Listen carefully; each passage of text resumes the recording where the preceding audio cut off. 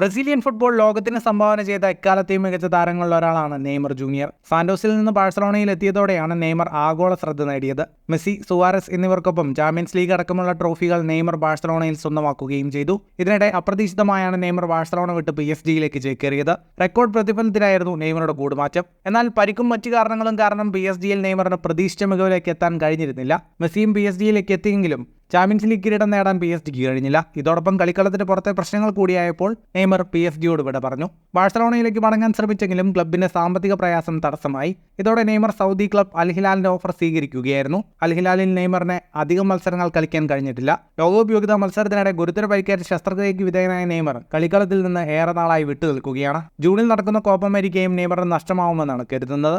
ഇതിനിടെ നെയ്മർ ബാഴ്സലോണയിലേക്ക് മടങ്ങാൻ ശ്രമിക്കുന്നുവെന്നാണ് പുതിയ വാർത്ത. നിലവിലെ സാഹചര്യത്തിൽ നെയ്മറിന്റെ പ്രതിഫലവും ട്രാൻസ്ഫർ ഫീസും താങ്ങാൻ ബാഴ്സലോണയ്ക്ക് കഴിയില്ല. ഇതിനാൽ 2025 അൽ ഹിലാലിലെ കരാർ പൂർത്തിയായ ശേഷം ഫ്രീ ഏജന്റായി ബാഴ്സയിലേക്ക് മടങ്ങുകയാണ് നെയ്മറിന്റെ ലക്ഷ്യമെന്ന് സ്പാനിഷ് റേഡിയോ റിപ്പോർട്ട് ചെയ്തു. 2025 നെയ്മറിന് 34 വയസ്സാവും. ഇത്രയും പ്രായമുള്ള താരത്തെ ബാഴ്സലോണ സൈൻ ചെയ്യുമോ എന്ന് കണ്ടു തന്നെ അറിയണം. മാത്രമല്ല, ആഗ്രഹമുണ്ടെങ്കിലും കരാർ പൂർത്തിയാവാതെ നെയ്മർ അൽ ഹിലാൽ വിടില്ലെന്ന് ഫാബ്രിസിയോ റൊമാനോ റിപ്പോർട്ട് ചെയ്യുന്നു. നിലവിൽ നെയ്മറുമായി ബന്ധപ്പെട്ട വാർത്തകൾ റൂമറായി അവസാനിക്കാനാണ് സാധ്യതയെന്നും ഫാബ്രിസിയോ വ്യക്തമാക്കി. ഫുട്ബോൾ ലോകത്തെ കൂടുതൽ വാർത്തകൾക്കും വിശേഷങ്ങൾക്കുമായി സ്പോർട്സ് കഫേ ഇപ്പോൾ തന്നെ സബ്സ്ക്രൈബ് ചെയ്യുക.